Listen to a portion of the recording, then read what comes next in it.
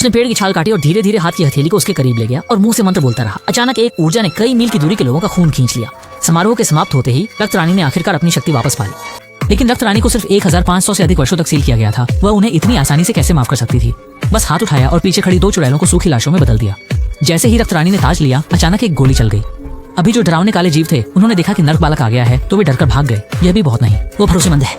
इस समय खून की रानी ने अपनी सारी शक्ति वापस पा ली है। वो धीरे धीरे ताज पहनती है। एक झटके में ही उसने बैरन को उड़ा दिया। फिर अचानक एक समय और स्थान का दरवाजा खोला। जाने से पहले खून की रानी बैरन को उसका राजा बनने और साथ में दुनिया पर राज करने के लिए लुभा रही थी। क्या यह अच्छा नहीं होगा? लेकिन बैरन ने कहा, हमारी राशियां मेल नहीं खाती, हम साथ नहीं चल सकते।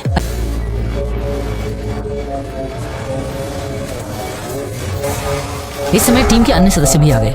उन्होंने देखा रक्त रानी ने मुकुट की शाखा को तोड़ा और फेंक दिया, जो सटीकता से आत्मा जागृत लड़की की गर्दन में जा धंसी और फिर समय के द्वार से गायब हो गई, खो गया। इस तरह का काला जादू आसान नहीं होता। बारोन को दूसरी चुड़ैल से पता चला कि पुराने विश्व में एक शक्तिशाली जादूगर शायद उसे बचा सके। वह जगह दुनिया के अंत में एक छोटे से द्वीप पर है। द्वीप पर एक बकरी का रास्ता है। इस रास्ते पर चलते हुए एक पत्थर का पुल मिलेगा जो पृथ्वी के केंद्र तक जाता है। अंत तक चलने पर एक गुफा दिखाई देगी। शक्तिशाली जादूगर मेलिन उसमें दफन है। नान जुए ने ताबूत का ढक्कन हटाया। सूखे हुए मेलिन तुरंत फिर से जीवित हो गए। जब उन्होंने लड़की की गर्दन पर घाव देखा तो उन्हें पता चल गया कि रक्त महारानी पुनर्जीवित हो गई है। उन्होंने बिना कुछ कहे उस जहर के कांटे को जादू से हटा दिया।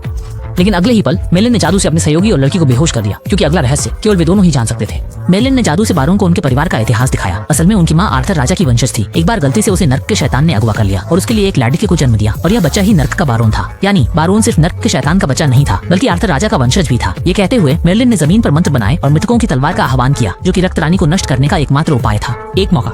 लेकिन जब बारोन तलवार के हत्थे को पकड़ता है तो वह खुद को नर्क का राक्षस भगवान बनते हुए देखता है। आग का ड्रैगन सवार करता है और नर्क जैसे धरती में उड़ान भरता है, और वह सब कुछ का संचालक है। चेतना ने बारोन को तलवार के हत्थे को छोड़ दिया। इस समय मेलिन की आखिरी जादू शक्तियां खत्म हो गई और उसके निधन के साथ मृतकों की तलवार भी झील में गायब हो गई।